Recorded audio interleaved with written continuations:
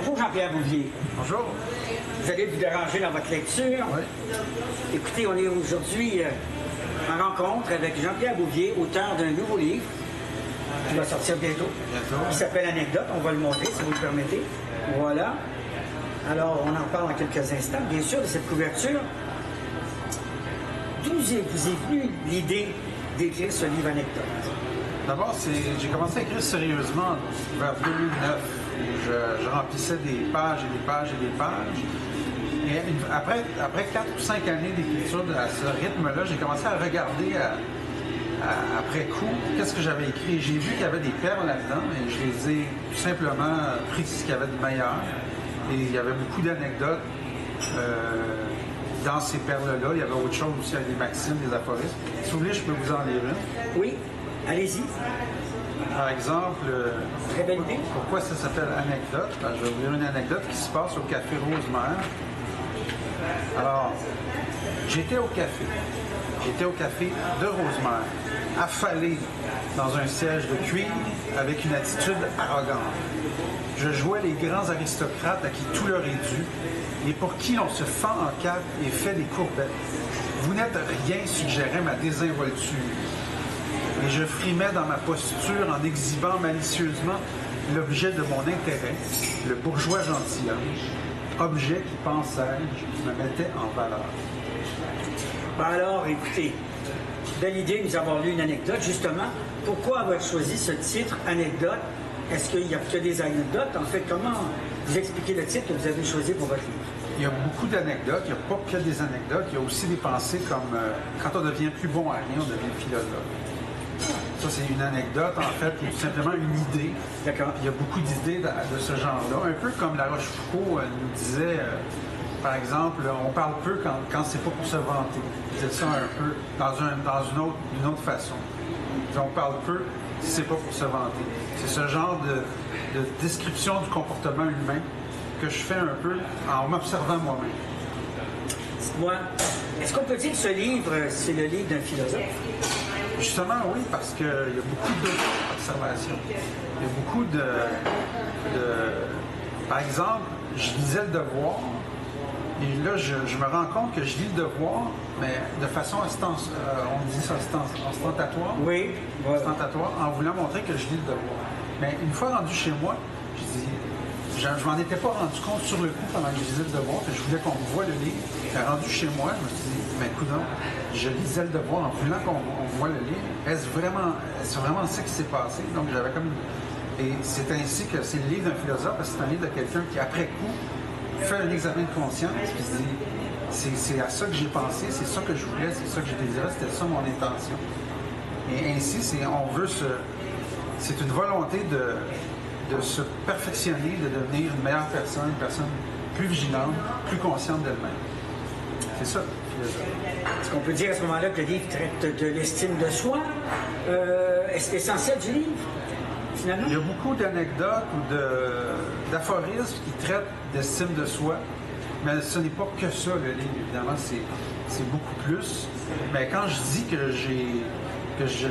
s'il y a une voiture, quand j'avais perdu mon emploi, tout ça, j'avais été plusieurs années comme ça, sans travailler. J'ai voulu comme embarquer dans une voiture qui était pas vraiment luxueuse, mais une voiture récente de l'année, ou peut-être qu'il y avait 2-3 ans. Et je me sentais pas assez bien pour cette voiture-là. Donc le livre, ça nous montre à quel point mon estime de moi avait baissé, avait descendu par la perte de cet emploi.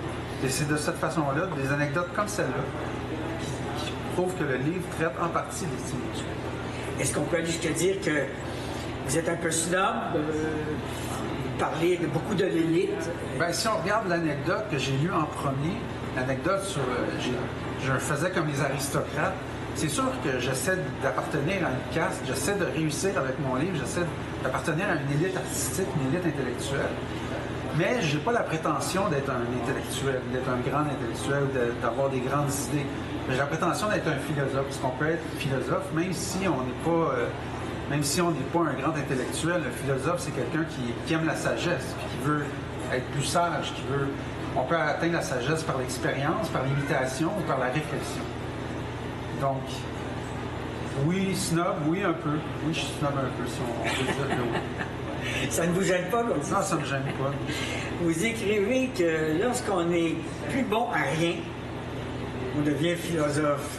Ben, Alors justement, là, oui. oui.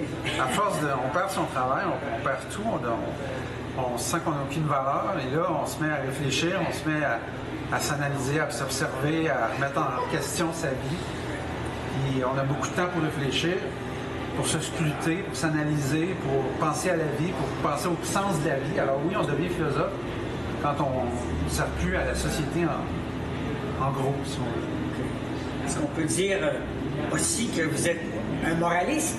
Est-ce que vous proposez des canevas de vie? Oui, c'est sûr que moraliste dans le sens qu'un moraliste, c'est quelqu'un qui décrit le comportement humain. Il y a beaucoup ça dans mon livre, beaucoup de descriptions. Vous parlez de C'est La moi-même. Rochefoucauld, entre Oui, La autres. Rochefoucauld, qui justement, je l'ai cité tout à l'heure, qui disait qu'on parlerait plus si c'était pas pour se vanter.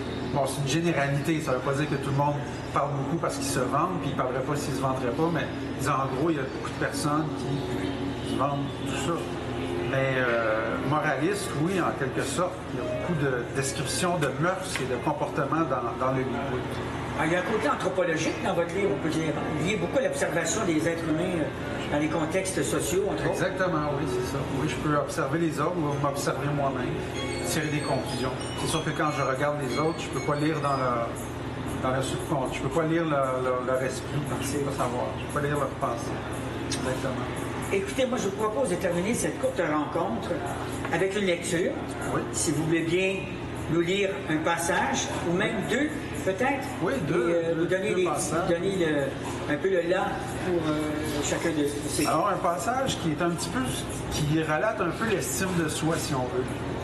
J'étais à la petite église de Saint-Eustache, et le maire fut appelé à faire un discours. Il n'était pas encore dans mon champ de vision que j'étais sur la défensive. Je me disais que ce devait être quelqu'un de très ordinaire qui ne me valait pas. À la limite, je le méprisais pour ne pas être écrasé par son titre, car c'est le titre qui écrase. J'ai ressenti tout cela sans même avoir vu le maire en question. Ce qui, lui, se prend pour qui? Pour un maire? En a-t-il l'étoffe? T'es rien, toi, t'es même pas un maire, me dis-je inconsciemment. Alors, c'était l'anecdote. Je vais vous en lire une autre maintenant. C'est un autre style. Sur le qui-vive, il sort de chez lui pourri, comme ça. Il se sent épié, suivi. Il avance sur la rue. Une voiture stationnée allume ses phares. Il croit que c'est un signe. Il a peur. Il rebrousse chemin. Il marche donc vers l'autre coin de rue. Un type en imperméable fraude. Il croit qu'on veut lui faire peur. Il pense qu'il n'est pas le bienvenu dans ce quartier. Tout à coup, un homme sort de chez lui avec une gueule de gangster à vous donner la frousse. Il en a peur. Il pense qu'il va faire dans son froc. Il décide de se mettre à l'abri, de rentrer chez lui. C'est trop dangereux. Une fois chez lui, il inspecte toutes les pièces pour être sûr qu'il est seul. Puis, il prend un pot de pilule dans la pharmacie et avale un antipsychotique.